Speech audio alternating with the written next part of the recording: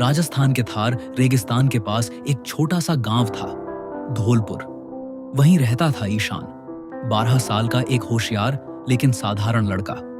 उसके पिता पतंगे बनाते थे और एक छोटी सी दुकान चलाते थे।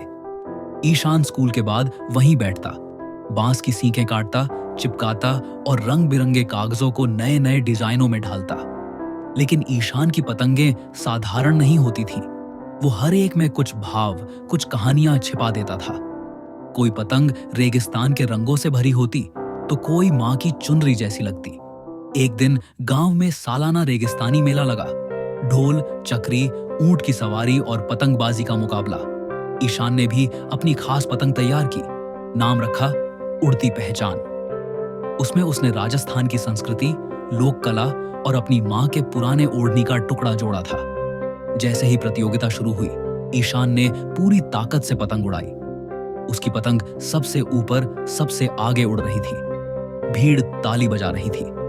लेकिन तभी तेज आंधी आई और उसकी पतंग डोर तोड़कर हवा में कहीं गुम हो गई।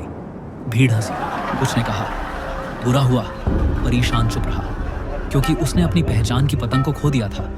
अगले दिन गांव में एक आलीशान गाड़ी आई।